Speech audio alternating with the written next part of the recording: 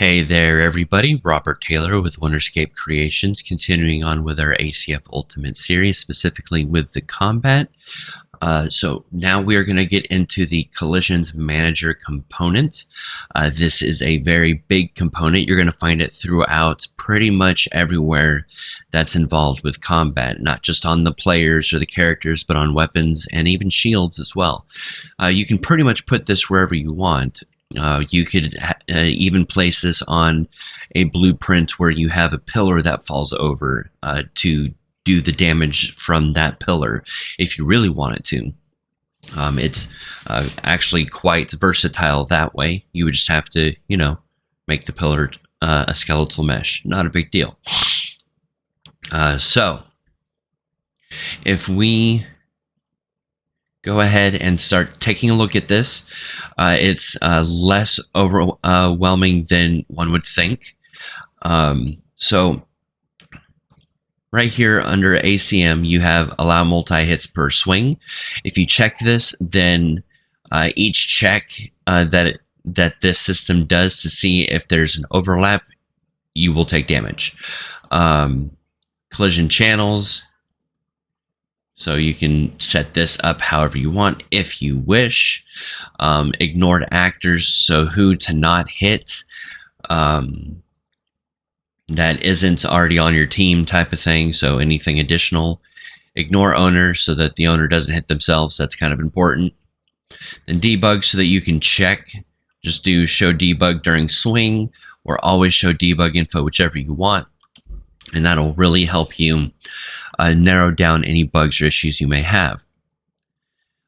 Most of the work will be done here in damage traces. You have swipe traces and area traces. It's not something I've used all that much, but from what I understand, it can be utilized just as efficiently.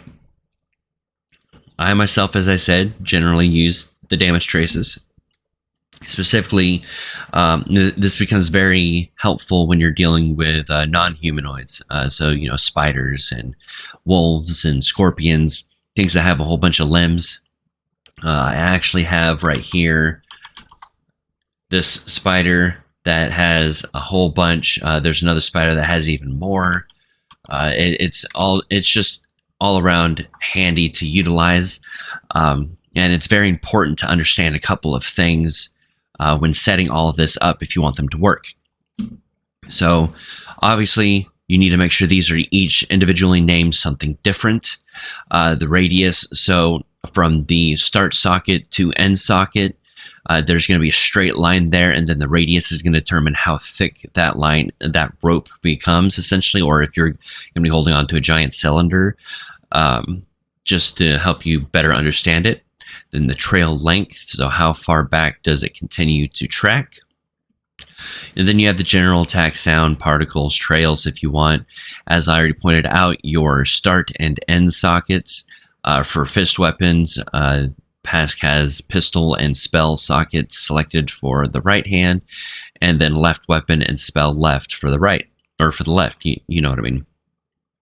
So then cross-frame accuracy will check the frames that didn't show. I shouldn't say I didn't show. We'll check between the two frames. That way, if the swing is happening super fast, there's a higher chance of it still hitting.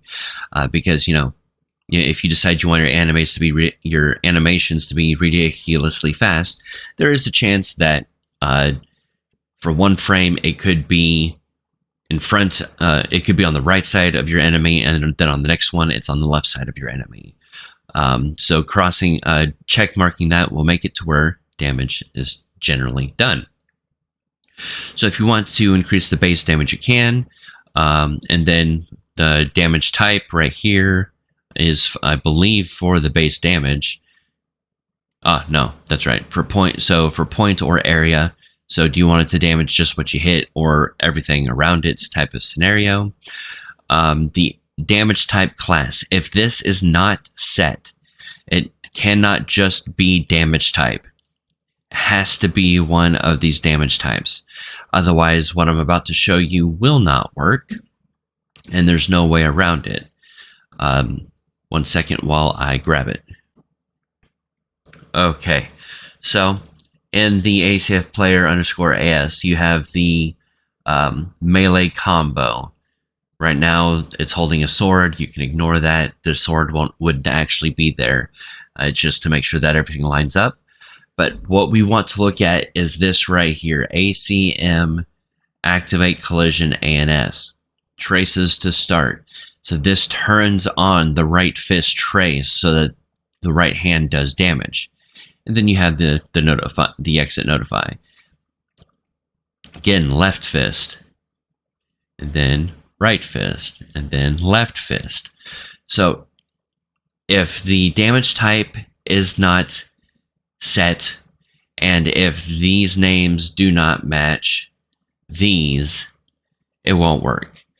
And this works beautifully, and is a much better option than the what's called the activate the ACF action substate, because that will activate everything that has a trace that is currently on you. And for a spider with 8 legs and 2 mandibles, that could be an issue, especially if you're on the side of it, but it's attacking your companion, tank, or a friend, and it goes to damage. And because you're using the substate and the wrong substate, they're standing there doing damage at the feet, and all of a sudden they take damage when the feet didn't move. So that's something that has to be considered when you're doing the combat with your systems. You need to make sure that you have everything set up efficiently and properly. So that is how the collision manager component works. You will see this often throughout the project on items specifically, and it's quite key in order to effectively, kill and be killed. So thank you so much for watching and listening, and I hope to see you in the next episode.